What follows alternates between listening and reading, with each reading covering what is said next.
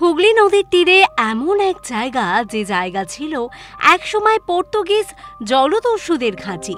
মুঘল বাহিনীর নজর পড়েছিল সেখানে, আবার ইংরেজরা সেখান থেকেই করেছিল টেলিগ্রাফের সূচনা। আর আজ সেখানে ইলিশের গন্ধে মাতোয়ারা হন ভ্রমণ পিপাসু বাঙালি। হ্যাঁ, আমি বলছি ডায়মন্ড হারবারের কথা। হুগলি বা গঙ্গা নদী এখান থেকেই দক্ষিণে মোড় নিয়ে বঙ্গোপসাগরের দিকে এগিয়ে গিয়েছে। নদীর পূর্ব পাড়ে ছোট্ট শহর ডায়মন্ড হারবার। দক্ষিণ 24 পরগনার অন্যতম পর্যটন স্থল এটি। বর্ষাকালে এখানে এসে গঙ্গার ঢেউ আর ভেজা বাতাস আর সবুজ প্রকৃতির ছোঁয়ায় মন হারিয়ে যায় পর্যটকদের। বর্ষার এই সময়টা শুধু প্রকৃতির নয়, ইলিশেরও ঋতু। এখানকার টাটকা গঙ্গার ইলিশ যেন মুখে দিলে মনে হবে জীবন সার্থক। অনেকেই বেড়াতে এসে ফেরার সময় বাড়ির জন্য ইলিশ কিনে নিয়ে যান। ডায়মন্ড হারবারের ইতিহাস ঠিক যেমন সমৃদ্ধ, তেমনই রোমাঞ্চকর। ডায়মন্ড হারবারকে একসময় বলা হতো চিংড়ি খালি। শোনা যায় খাড়িতে চিংড়ি বেশি পাওয়া যেত বলে এই নাম। কেউ বলেন চোয়ার জনজাতির নাম থেকে এসেছে চিংড়ি। পরে হাজিদের আসার কারণে নাম হয় হাজিপুর। একসময় বিভিন্ন জায়গার হজ যাত্রীরা এখানকার হুগলি নদী তীরবর্তী মচলন্দ পীরের দরগায় বিশ্রাম নিয়ে জাহাজে চাপতেন। দরগাটি আদি গৌরব হারিয়ে ফিরলেও এখনো তার প্রায় প্রাচীন রূপটি ধরে রেখেছে। হজ যাত্রীদের আনাগোনার কারণে কালক্রমে চিংড়িখালি নামের উপর চেপে বসে হাজিপুর নামটি। তবে ইংরেজরা বিভিন্ন নথিপত্রে জায়গাটিকে ডায়মন্ড হারবার নামেই চিহ্নিত করেন। ভাবছেন তো, বন্দর বলে হারবার, কিন্তু ডায়মন্ড কেন? হাজিপুরের পূর্ব তীরের খাড়িতে ভাটার সময় সকালে বিকেল সূর্যের আলো প্রতিফলিত হয়ে ধপধপে সাদা নুনের চোখ ঝলসে যাওয়ার জোগাড় হতো। মাঝনদী থেকে মনে হতো পাড়ে যেন বিশাল উজ্জ্বল এক হীরকখণ্ড পড়ে রয়েছে, যা দেখে পর্তুগিজ বণিকরা হাজিপুরকে ডায়মন্ড ক্রিক বলতে শুরু করে। সেখান থেকেই আসে আজকের নাম ডায়মন্ড হারবার। 16 শতকের দ্বিতীয় দশক। দিল্লিতে তখন মোগল সম্রাট শাহজাহানের শাসন চলছে। পর্তুগিজরা গঙ্গার অববাহিকা ধরে আশ্রয় নিয়েছিল সুন্দরবনের জল জঙ্গলে ঘেরা হাজিপুরে। বাণিজ্যের জন্যই সাগর পেরিয়ে তাদের হিন্দুস্থানে আগমন।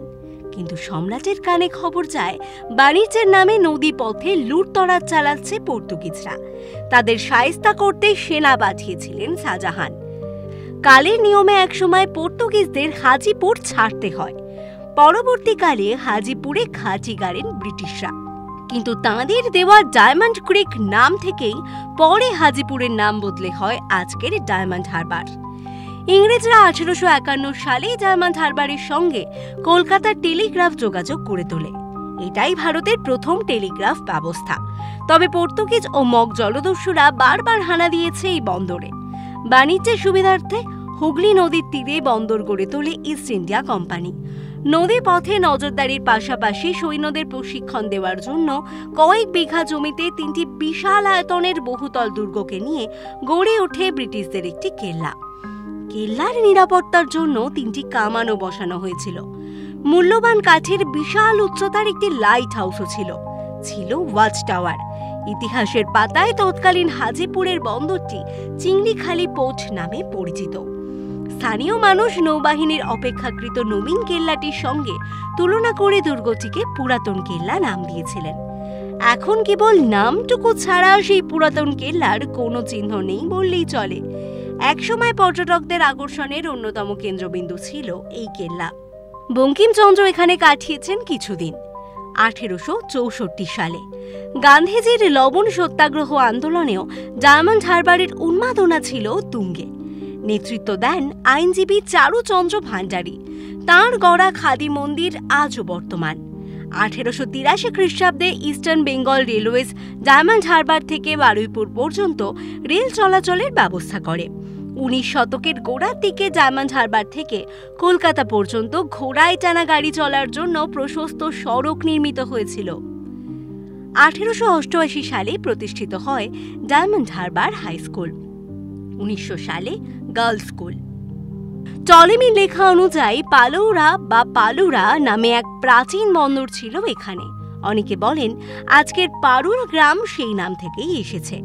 আবদালপুর ও পারুল এলাকা থেকে পাওয়া গেছে গুপ্তযুগের প্রত্নসামগ্রী, প্রমাণ করে ডায়মন্ড হারবারের ইতিহাস আরও প্রাচীন।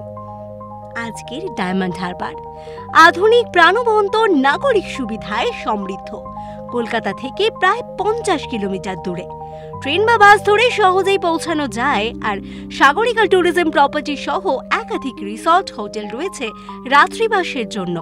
পাশেই রয়েছে ফলতা, বকখালি, ফ্রেজারগঞ্জ, রায়দিঘি, সরিষা আশ্রম এবং গঙ্গাসাগরের পথ। উইকেন্ডে একাধিক জায়গায় ঘুরে নেওয়ার সুযোগ। 2025-এর রথযাত্রা এবার পড়েছে 27 জুন শুক্রবার। ডায়মন্ড হারবার এবং আশেপাশে এই ধর্মীয় উৎসবের আবহ তৈরি হয়। স্থানীয় মন্দিরগুলোতে রথযাত্রা উপলক্ষে হয় নানান আয়োজন। এই সময় ভ্রমণে এলে রথ আর বর্ষার যুগলবন্দি দেখতে পাবেন। ডায়মন্ড হারবার শুধু একদিনের সফরের জায়গা নয়, একটাই জায়গায় শত শত বছরের ইতিহাস, প্রকৃতি, ধর্ম আর খাদ্য সংস্কৃতি মিলে মিশে একাকার হয়ে রয়েছে। আপনি কি একবার ঘুরে আসবেন এই অপরূপ শহরটি?